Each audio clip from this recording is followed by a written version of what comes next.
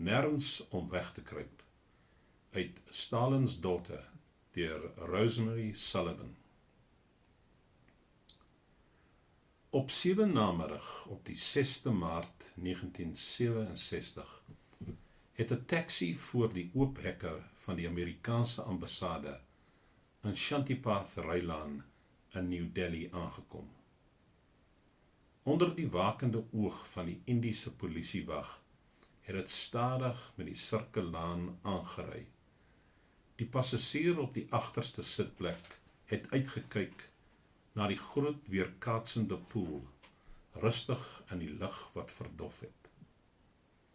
Svetlana Allilujeva het met die breë trappies opgeklim en na die Amerikaanse arend vasgelê in die glasdeure gestaar. Al die belangrike besluite in haar lewe is hals oor kop geneem. Na sy oor die drempel getree het sy geweet dat haar vorige lewe onherroepelik verby was. Sy het sonder twyfel geweet dat dit die toorn van die Kremlin op die hals sou haal. Sy was uitdagend, sy was vreesbevange. Sy het die belangrikste besluit van haar hele lewe geneem. Sy het ontsnap, maar wat op haar gewag het sy geen idee van gehad nie. Sy het nie gehuiwer nie.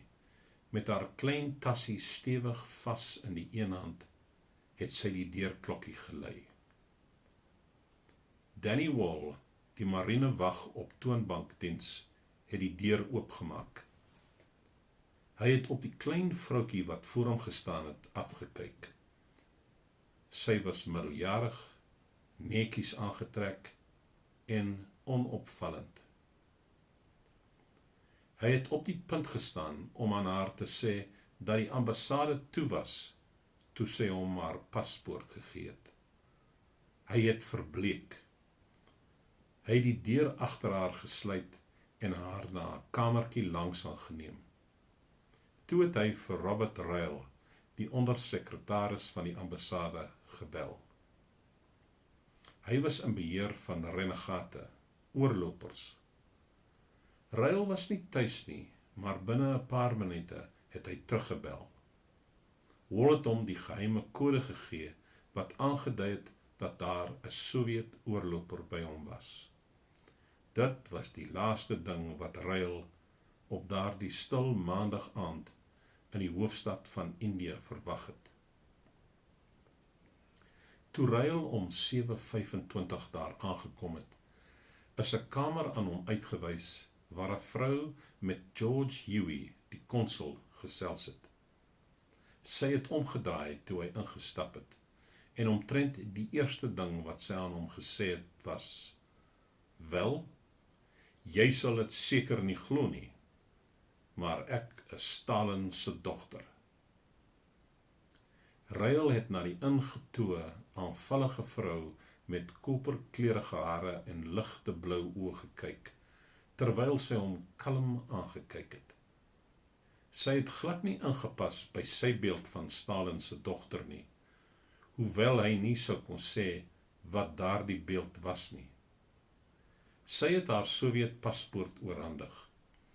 Hy het vlugtig daarna gekyk en haar naam gesien.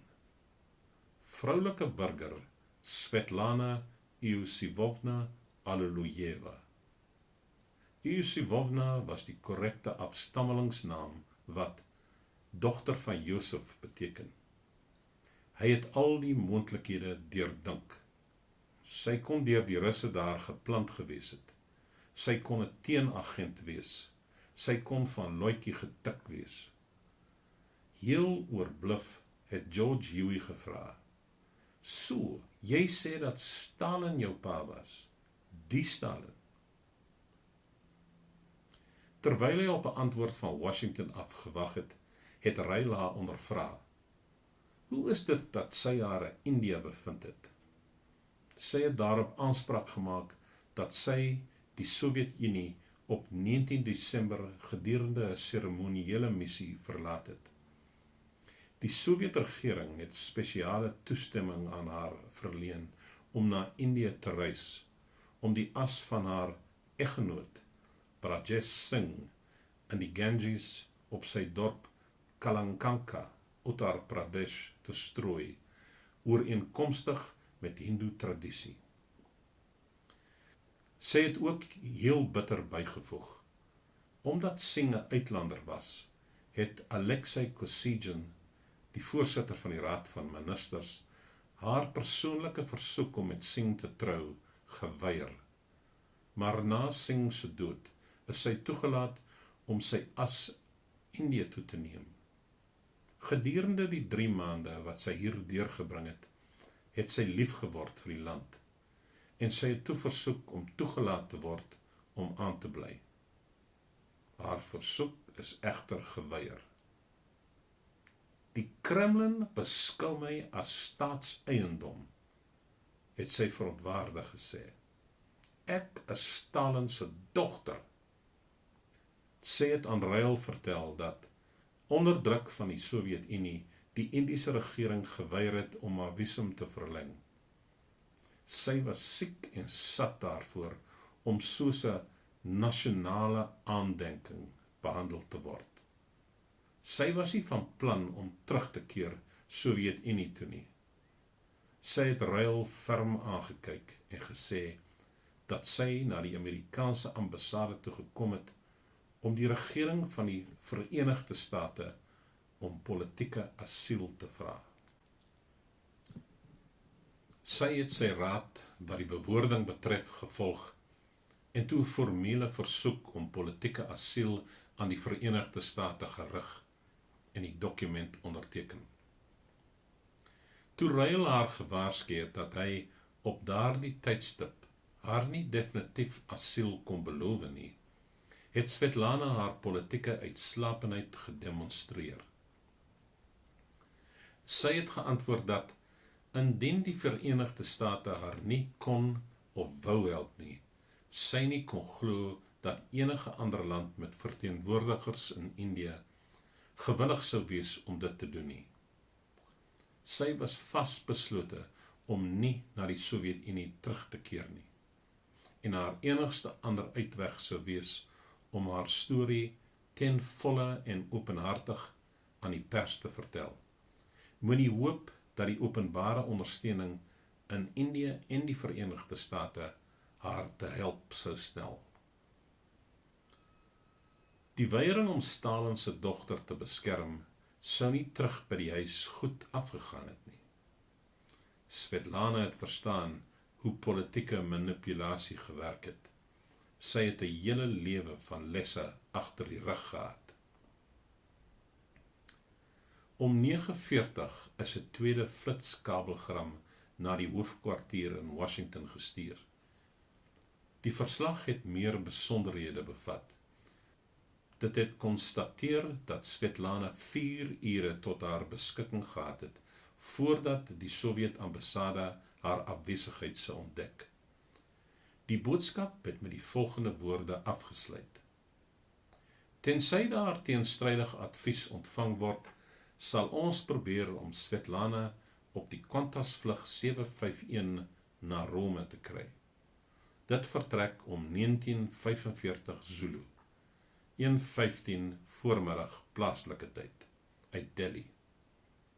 11 minute later het Washington ontvangs van die kabel erken. Die beslissende faktor was dat Svetlana haar Sowjet-paspoort in haar besit gehad het. Dit was ongehoord. Die paspoorte van Sowjet-burgers wat na naburige state gereis het, is altyd gekonfiskeer en is eers weer met hulle terugkeer aan boord die terugvlug aan hulle teruggegee. Svetlana het maklik deur die Indiese douane en immigrasie beweeg en binne 5 minute by Rail in die internasionale vertreksaal aangesluit. Saam met haar het sy 'n geldige Indiese vertrekvisum en haar Verenigde State besoekersvisum gehad. Toe Rail haar gevra het of sy senuweeagtig was, het sy geantwoord, nee, glad nie, en breed geglimlag. Haar reaksie was tipies. Svetlana was in haar hart 'n dobbelaar. Reg deur haar lewe het sy grootste besluite heeltemal op die ingewing van die oomblik gemaak en die gevolge met 'n amper wispelturige ongebondenheid aanvaar. Sy het altyd gesê dat haar gunsteling storie Dostojewski se The Gambler was. Hoewel hy kalm voorgekom het, was Ryle besonder angstig. Hy was daarvan oortuig dat, sodra hulle sou ontdek dat sy vermis was, die Sowjets definitief daarop sou aandring dat sy oorhandig moes word. As hulle haar op die lughawe sou ontdek, sou die Indiese polisie haar arresteer en daar sou niks wees wat hy daaraan kon doen nie. Hy het gevoel dat die gevolge gewigtig sou wees. Die doodsvonnis was die ou styl van Stalin, maar haar pa het reeds 14 jaar gelede gesterf.